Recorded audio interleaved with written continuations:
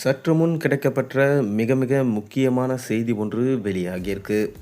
திமுக தலைவர் ஸ்டாலின் அவர்கள் கைது செய்து சிறையில் அடைப்பா. அதாவது ரூபாய் 888 கோடி லஞ்சம் பெற்று 2538 பேர் பணி நியமனம் செய்யப்பட்டதா அமலாக்கத்துறை எழுதிய கடிதம் அரசுக்கு அவப்பெயர் ஏற்படுத்த வேண்டுமென்றே அரசியல் உள்நோக்கத்தோடு செய்யப்பட்ட ஒன்று என KN நேரு அவர்கள் விளக்கம் அளிச்சிருக்காரு. அதாவது KN நேரு அவர்கள் நகராட்சி மற்றும் குடிநீர் வழங்கல் துறையில் உள்ள காலி பணியிடங்களை நிரப்புவதற்காக கிட்டத்தட்ட ஒரு போஸ்டிங்குக்கும் 25 லட்சத்திலிருந்து 35 லட்சம் வரை வாங்கியதாக சொல்லப்படுகிறது. அமலாக்கத்துறை சமீபமாக மேற்கொண்ட ஆய்வில் KN நேரு வீட்டில் சோதனை நடத்தப்பட்டது. அப்போது கைப்பற்றிய ஆவணங்களிலிருந்து சில முக்கியமான ஆவணங்கள் கிடைத்தது.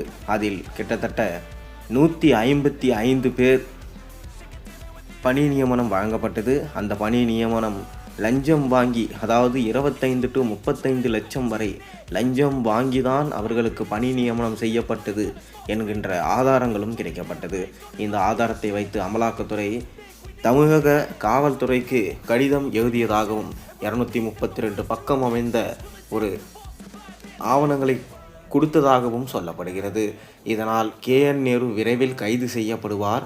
எப்படி செந்தில் பாலாஜி கைது செய்யப்பட்டாரோ அதே போலதான் KN நேருவும் கைது செய்யப்படுவார். இதற்கு ஆளும் கட்சி தான் காரணம். ஆளும் கட்சியில் மிக முக்கிய புள்ளி சிக்கலாம். ஏனென்றால் இது அவ்வளோ பெரிய மிக பயங்கரமான ஊழல். இந்த ஊழலில் ஸ்டாலினும் அவரது கூட்டாளிகளும் இடம்பெற்றிருந்தால் கண்டிப்பாக ஸ்டாலின் அவர்களும் சிறைக்கு செல்ல வாய்ப்பு இருப்பதாக சொல்லப்படுகிறது. ஏற்கனவே இதுபோலதான் செந்தில் பாலாஜியும் கைது செய்து சிறையில் அடைத்தார்கள். ஆனாலும் தற்போது வெளிவந்து அவர் முக்கிய பொறுப்புகளில் வகித்து கொண்டுதான் இருக்கிறார். அதே போலதான் KN நேரு செய்த விஷயமும் அதே போன்ற ஒரு விஷயம்தான். அதனால் கண்டிப்பாக அவரும் சிறையில் அடைக்கப்படுவார். கண்டிப்பாக அந்த ஆவணங்களை வைத்து அனைத்து நடவடிக்கைகளும் அவர் மீது எடுக்கப்படும். இளைஞர்களை கேள்விக்குறியாக்கிய அரசு என்றால் அது ஆளும் கட்சியாகிய திமுக அரசு தான் என விமர்சனங்கள் எழுந்து கொண்டு வருகிறது.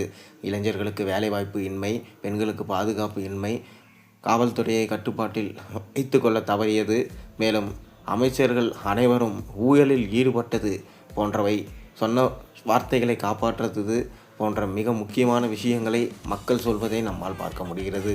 அதனால் இந்த குற்றம் மட்டும் நிரூபிக்கப்பட்டால் திமுகவில் மிக முக்கிய தலைகள் அனைவரும் சிறைக்கு செல்ல வாய்ப்பு இருப்பதாக சொல்லப்படுகிறது. பொறுத்திருந்து பார்ப்போம். நீங்கள் என்ன நினைக்கிறீங்க? உங்கள் கருத்துக்களை மறக்காமல் கீழே கமெண்ட்டில் பதிவிடுங்க.